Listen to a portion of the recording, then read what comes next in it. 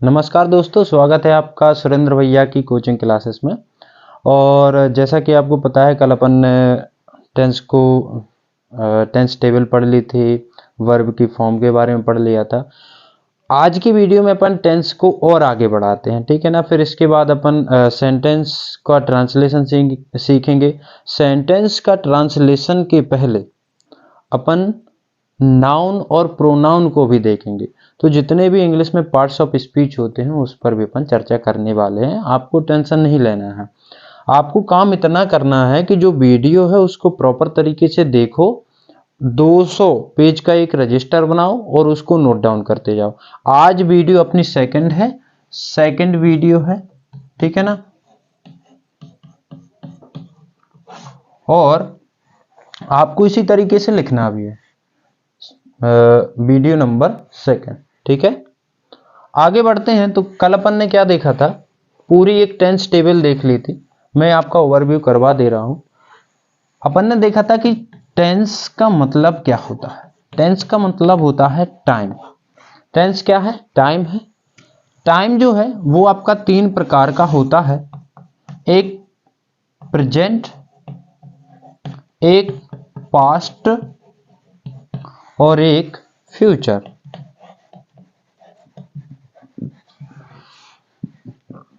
तीन प्रकार का समय होता है। एक ऐसा समय जो कि चल रहा है उसे अपन प्रेजेंट टेंस कहते हैं। एक ऐसा समय जो कि बीत गया है उसे पास्ट टेंस कहते हैं। और एक ऐसा समय जो कि आने वाला है उसे अपन फ्यूचर टेंस कहते हैं।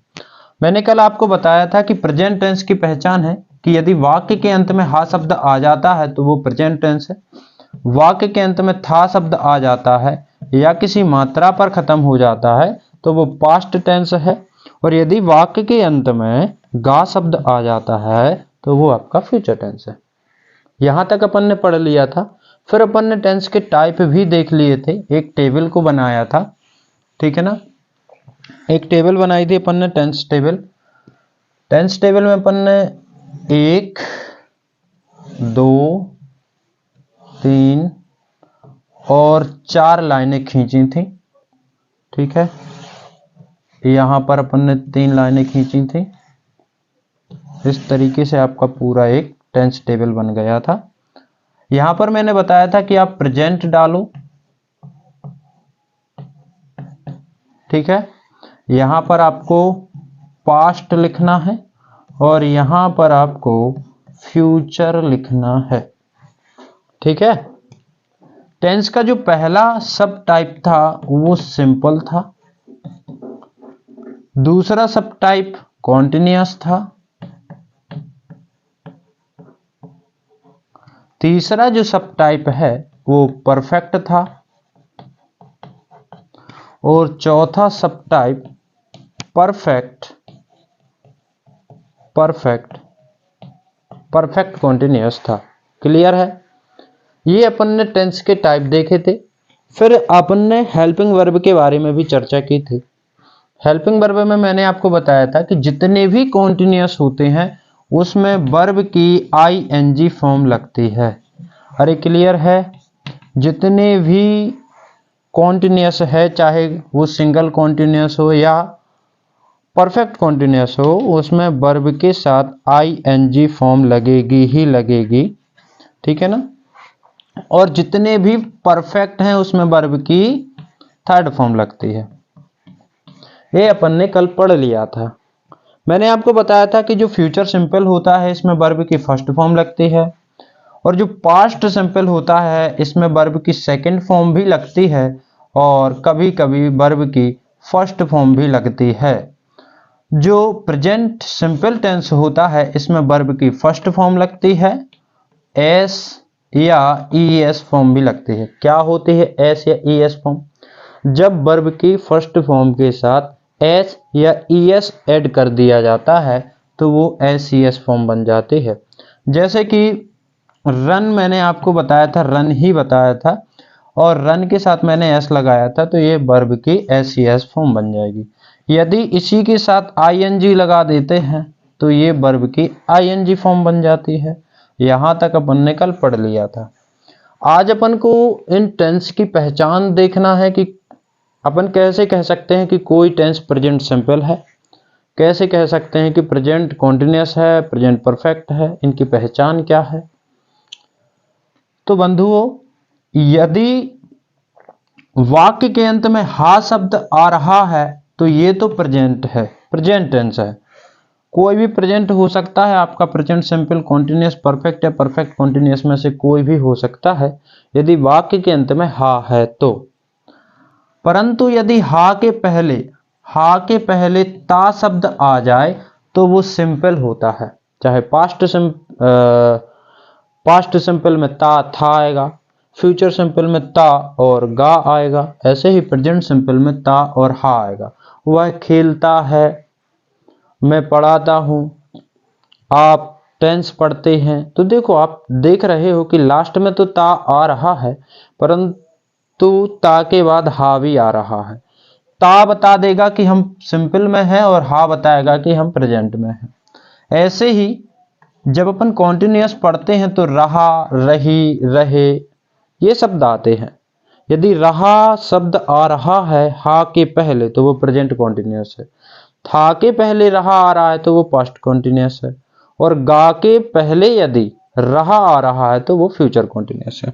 उदाहरण के रूप में अपन ऐसे समझ सकते हैं कि वर्षा हो रही है, प्रेजेंट कॉन्टिन्यूअस, वर्षा हो रही थी, पास्ट कॉन्टिन्यूअस, वर्षा हो रही होगी, फ्यूचर कॉन्टिन्यूअस।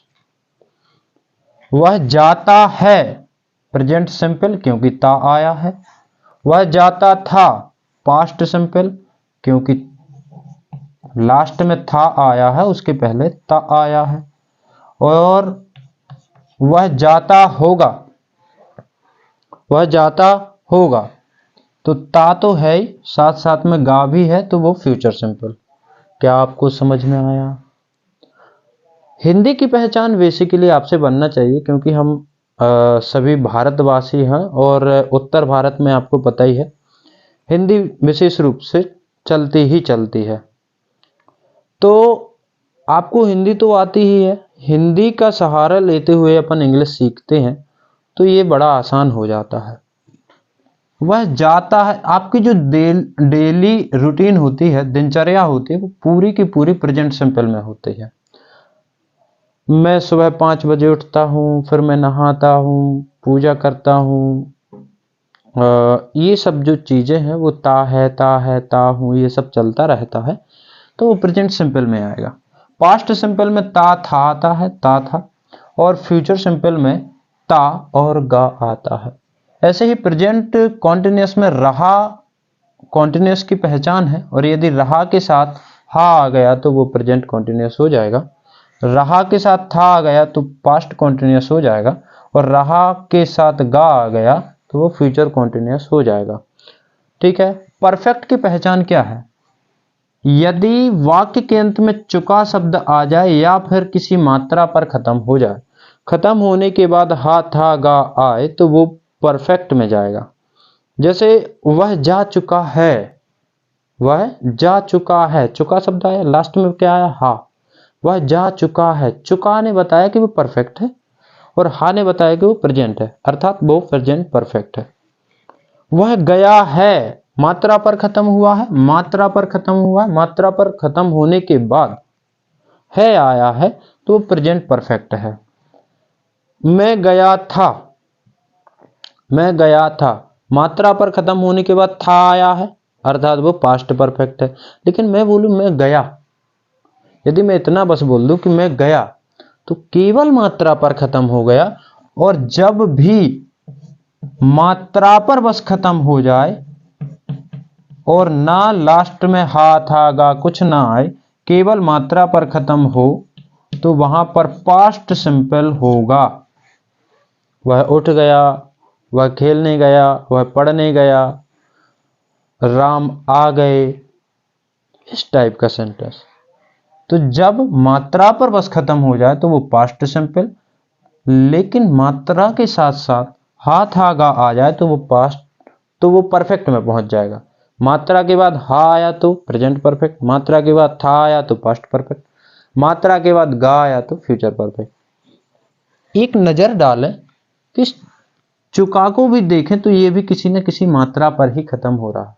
वह आ चुका है, चुका है, आ है, मतलब आ की मात्रा पर खत्म हुआ है, लास्ट में हा आया है, वो परफेक्ट है। क्लियर है? अरे क्लियर है? ठीक है। अब हम परफेक्ट कॉन्टिन्यूअस की ओर रुख करते हैं। देखो कॉन्टिन्यूअस लगा है इसका मतलब तो रहा आना ही आना है। कॉन्टिन्यूअस लगा है इसका मतलब रहा तो आएगा आएगा, लेकिन परफेक्ट लगा है इसका मतलब समय से रहा है, समय से रहा है, समय से रहा था, समय से रहा होगा। जब ऐसे सेंटेंस आते हैं तो वहां पर परफेक्ट कॉन्टिन्यूअस आता है। कुछ एग्जाम्पल देखते हैं। वह 10 बजे से पढ़ रहा है, वह 10 बजे से पढ़ रहा है। देखो 10 बजे से ये क्या है? टाइम है।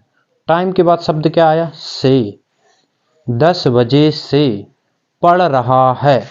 यदि 10 बजे से पढ़ रहा है तो वहां पर परफेक्ट कॉन्टिन्यूअस आएगा। और कौन सा परफेक्ट कॉन्टिन्यूअस होगा? प्रेजेंट परफेक्ट, कहे कि लास्ट में हा आया है। वह 10 बजे से पढ़ रहा है, लास्ट में हा आया, उसके पहले रहा आया, फिर उसके भी पहले से आया। ठीक है, समय से, तो वो परफेक्ट कॉन्टिन्यूअस में जाएगा। क्लियर है? वह 10 बजे से पढ़ रहा था, पास्ट परफेक्ट में जाएगा। वह 10 बजे से पढ़ रहा होगा, फ्यूचर परफेक्ट में जाएगा, फ्यूचर परफेक्ट कॉन्टिन्यूअस में जाएगा, सॉरी। अब बताओ, वह 10 बजे तक पढ़ रहा होगा, किस टेंस में जाएगा? हो गए रॉन्ग। 10 बजे तक, समय के बाद तक आया है, समय से नहीं आया, याद रखना। वह 10 बजे तक पढ़ रहा है, यहां पर तक शब्द आया है, से नहीं आया ना, इसलिए वो फ्यूचर कॉन्टिन्यूअस में जाएगा। यदि मैं बोलूं वह 10 बजे से पढ़ रहा होगा, 10 बजे से, समय से, याद रखना ये से शब्द बहुत इंपॉर्टेंट है। मतलब समय आना चाहिए, समय के साथ से आना चाहिए, और फिर इसके बाद आपका रहा आना चाहिए।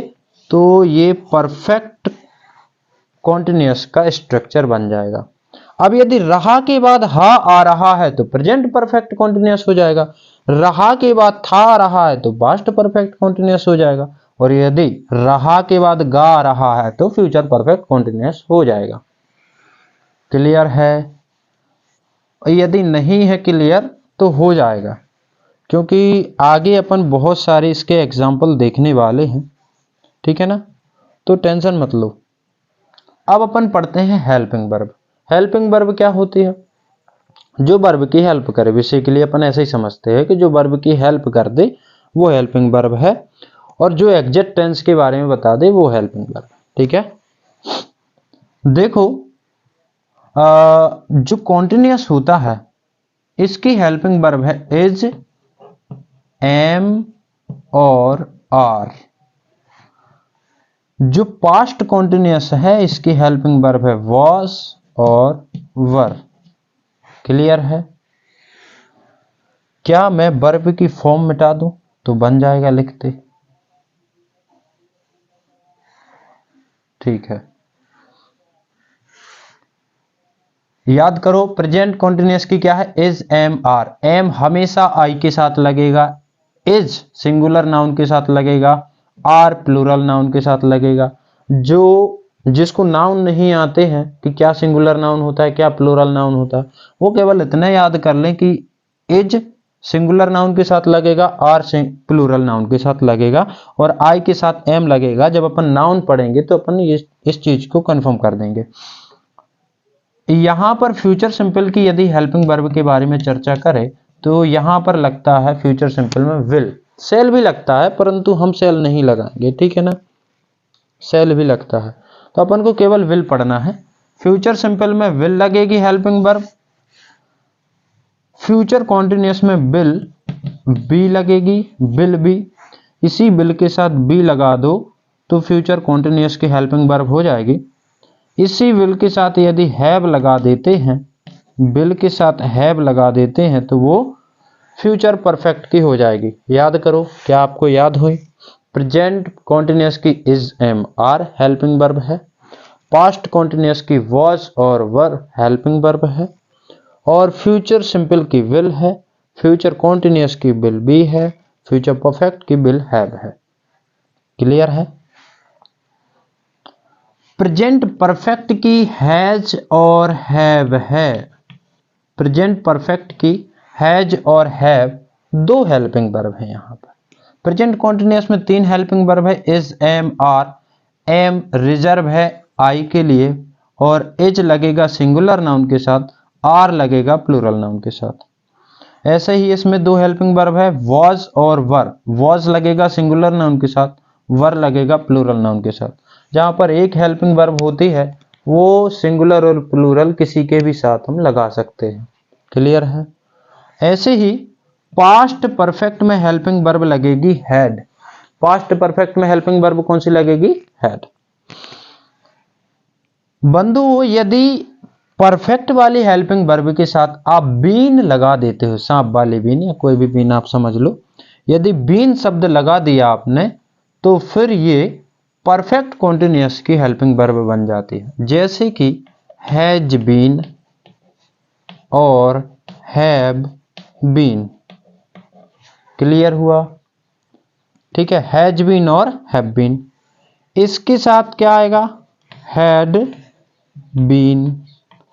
इसके साथ क्या आएगा? Will have been. क्लियर है? कितने टेंस के अपन ने हेल्पिंग वर्ब देख ली? 10 टेंस की। प्रेजेंट कॉन्टिन्यूअस की is am are, past continuous की वॉज वर, फ्यूचर कॉन्टिन्यूअस की विल बी, फ्यूचर सिंपल की विल, फ्यूचर परफेक्ट की will have, future perfect continuous की will have been, present perfect की हैज और हैव, पास्ट परफेक्ट की had. यदि इन्हीं परफेक्ट टेंस के साथ बीन लगा दो तो वो परफेक्ट कॉन्टिन्यूअस की हेल्पिंग वर्ब बन जाती है। और पास्ट सिंपल की हेल्पिंग वर्ब है डिड। नॉर्मल कंडीशन में हेल्पिंग वर्ब नहीं लगाएंगे अपन। नॉर्मल कंडीशन में हेल्पिंग वर्ब नहीं लगती है, केवल नेगेटिव और इंटेरोगेटिव बनाते टाइम ही आपकी हेल्पिंग वर्ब लगेगी। कब? कहां पर? पास्ट सिंपल में। बाकी जगह लगेगी, याद रखना। केवल पास्ट सिंपल और प्रेजेंट सिंपल में इतना याद रखना कि असर्टिव सेंटेंस बनाते टाइम हेल्पिंग वर्ब नहीं लगती है, प्रेजेंट सिंपल में और पास्ट सिंपल में। बाकी में तो लगती है, 10 टेंस में लगेगी। ठीक है? और प्रेजेंट सिंपल में हेल्पिंग वर्ब लगती है डू और डज। क्लियर है? डू और डज। डू लगती है प्लूरल नाउन के साथ, डज लगती है सिंगुलर नाउन के साथ। आपने एक बात नोटिस की कि जो हेल्पिंग वर्ब अपने साथ एस ला रही है, जैसे इज अपने साथ एस लाया, वॉज अपने साथ एस लाया, हैज अपने साथ एस लाया, हैज बीन भी अपने साथ एस लाया, डज भी अपने साथ एस लाया है। जिस भी हेल्पिंग वर्ब के साथ एस आएगा वो सिंगुलर नाउन के साथ लगेगी। जिस भी हेल्पिंग वर्ब के साथ एस आएगा वो सिंगुलर नाउन के साथ लगेगी। ठीक है? कहां पर है ये प्रॉब्लम? जहां पर एक से ज्यादा हेल्पिंग वर्ब होती हैं। जहां पर एक ही हेल्पिंग वर्ब हो उसकी कोई टेंशन नहीं है। आई के साथ हमेशा एम लगेगा, ये सिंगुलर नाउन के। प्रेजेंट कॉन्टिन्यूअस की पहचान क्या है? रहा प्लस हा। ठीक है ना? पास्ट कॉन्टिन्यूअस की पहचान क्या है? रहा प्लस था। और फ्यूचर कॉन्टिन्यूअस की पहचान क्या है? रहा प्लस गा। वह आ रहा होगा, वह आ रहा था, वह आ रहा होगा फ्यूचर कॉन्टिन्यूअस, वह आ रहा है प्रेजेंट कॉन्टिन्यूअस, वह आ रहा था पास्ट कॉन्टिन्यूअस। परफेक्ट की पहचान क्या है? चुका चुकी आना चाहिए या फिर किसी मात्रा के बाद हा था गा आ जाए। याद रखना एक चीज और, वह जा चुका, केवल चुका पर खत्म हो जाए, ना हाय ना था ना गाय, केवल इतना बस आ जाए, वह जा चुका। तो यह पास्ट सिंपल में जाएगा। क्यों? क्योंकि मैंने बताया था कि केवल मात्रा पर खत्म हो जाए कोई भी सेंटेंस और उसके बाद ना हाय ना था है ना गाय, तो वो पास्ट सिंपल में जाएगा। वह जा चुका, वह जा चुका है, प्रेजेंट कॉन्टिन्यूअस। क्लियर है? वह जा चुका था, पास्ट कॉन्टिन्यूअस। वह जा चुका होगा, फ्यूचर कॉन्टिन्यूअस। परफेक्ट कॉन्टिन्यूअस की पहचान क्या है कि रहा आना चाहिए, रहा के साथ साथ रहा आना चाहिए, रहा के साथ साथ से आना चाहिए, और फिर आपका सॉरी समय आना चाहिए। क्या आना चाहिए? समय। समय के बाद से आना चाहिए, फिर रहा आना चाहिए। यदि इतना आ रहा है तो फिर वो आपका परफेक्ट कॉन्टिन्यूअस होगा। अब समय से रहा है तो प्रेजेंट परफेक्ट कॉन्टिन्यूअस, समय से रहा था पास्ट परफेक्ट कॉन्टिन्यूअस, समय से रहा होगा फ्यूचर परफेक्ट कॉन्टिन्यूअस। वह 10 बजे से पढ़ रहा है, प्रेजेंट परफेक्ट कॉन्टिन्यूअस। वह 10 बजे से पढ़ रहा था, पास्ट परफेक्ट कॉन्टिन्यूअस। वह 10 बजे से पढ़ रहा होगा, फ्यूचर परफेक्ट कॉन्टिन्यूअस। लेकिन वह 10 बजे तक पढ़ रहा है, प्रेजेंट कॉन्टिन्यूअस। कहे कि यहां पर समय के बाद तक आया है, से नहीं आया है। क्लियर है? कुछ सेंटेंस अपन बनाएंगे, टेंशन मत लो, है ना, धीरे धीरे होगा। सेंटेंस मेकिंग इतनी जल्दी तो नहीं आप सीख जाओगे, परंतु थोड़ा मुझे टाइम दो, है ना। इस चीज को मैं रफ कर रहा हूं, और से के लिए भी क्या लगाएंगे वो भी हम आपको बता देंगे। थोड़ा सा देख लेते हैं, फिर इसके बाद अपन वीडियो का एंड करते हैं। इस जो कल की क्लास होगी, कल की क्लास में अपन नाउन को देखेंगे, ठीक है, नाउन देखेंगे कल की क्लास में, और थोड़ा बहुत प्रोनाउन भी देख लेंगे। प्रोनाउन के जो पजेसिव केस होते हैं और ऑब्जेक्टिव केस होते हैं, इनके बारे में भी कल चर्चा कर लेंगे। आज देखते हैं थोड़ा सा सेंटेंस मेकिंग। कोई भी सेंटेंस हो, ठीक ना, कोई भी असर्टिव सेंटेंस हो, वो बनता कैसे है। सबसे पहले सब्जेक्ट आता है, सब्जेक्ट के बाद उस सेंटेंस की टेंस के अकॉर्डिंग हेल्पिंग वर्ब आती है, और फिर वर्ब आती है, ठीक है ना। फिर क्या आता है? वर्ब, और फिर ऑब्जेक्ट आता है। फिर क्या आता है? ऑब्जेक्ट आता है। एक सेंटेंस भी बना के बता रहा हूं आपको कि मोहन बाजार जा रहे हैं। मोहन बाजार जा रहे हैं। अब यहां पर देखते हैं कि सब्जेक्ट कौन है, तो मोहन। कैसे पता चलता है? आप एक इसी सेंटेंस में कौन या किससे, कौन या किससे, इसके बाद आपकी वर्ब आनी चाहिए, इससे क्वेश्चन करोगे तो आपको सब्जेक्ट प्राप्त हो जाएगा। मतलब कौन से क्वेश्चन करो या किससे क्वेश्चन करो, और इसके बाद जो भी आंसर प्राप्त होगा वो आपका सब्जेक्ट होगा। कौन जा रहा है? जा रहा है, वर्ब आ गई ना। कौन, वर्ब क्या है? जाना। कौन जा रहा है? मोहन। आंसर क्या है? मोहन। मोहन आपका सब्जेक्ट हो गया, मोहन। क्लियर है? आपको सब्जेक्ट तो प्राप्त हो गया बंधु। अब बात करते हैं हेल्पिंग वर्ब लगेगी। सब्जेक्ट के बाद क्या लगेगी? Helping verb. टेंस पहचानते हैं, रहा है, रहा, रही, आ रहा है, इसका मतलब कॉन्टिन्यूअस है। लेकिन कौन सा कॉन्टिन्यूअस है? हा शब्द बता रहा है कि प्रेजेंट है, तो प्रेजेंट कॉन्टिन्यूअस है। प्रेजेंट कॉन्टिन्यूअस में सब्जेक्ट के अकॉर्डिंग हेल्पिंग वर्ब आएगी। तो is, am, are, 3 helping verb अपन ने पढ़ी थी, इज, एम, आर। तो इज सिंगुलर नाउन के साथ और आर प्लूरल नाउन के साथ, एम तो आई के साथ लगता है। मोहन यहां पर सिंगुलर नाउन है, इसलिए इज लगेगा, मोहन इज। फिर देखो वर्ब क्या है? गो। देखो यहां पर लिखा है ना वर्ब, वर्ब क्या है? गो। लेकिन बंधुओं अपन ने वर्ब की फॉर्म पढ़ी थी कि जितने भी कॉन्टिन्यूअस होते हैं उसमें वर्ब की आईएनजी फॉर्म लगती है, तो यहां पर लिख देते हैं मोहन इज गोइंग। फिर कहां जा रहा है? बाजार। Mohan is going to market. तो इस तरीके से सेंटेंस बनाए जाते हैं। कई सेंटेंसों की अपन प्रैक्टिस करेंगे तो ये सब आपको नॉर्मल हो जाएगा। क्लियर है? ठीक है, मिलते हैं अगली वीडियो में नाउन के साथ। तो यदि आपने पिछली वीडियो नहीं देखी है, ठीक है ना। तो पिछली वीडियो जरूर देखें, जब आप पिछली वीडियो देखोगे तभी आपको ये आगे की जो आने वाली वीडियो है वो समझ में आएगी और आज की वीडियो समझ में आएगी। और रजिस्टर जरूर बनाना है, ठीक है ना। Bye bye, Tata.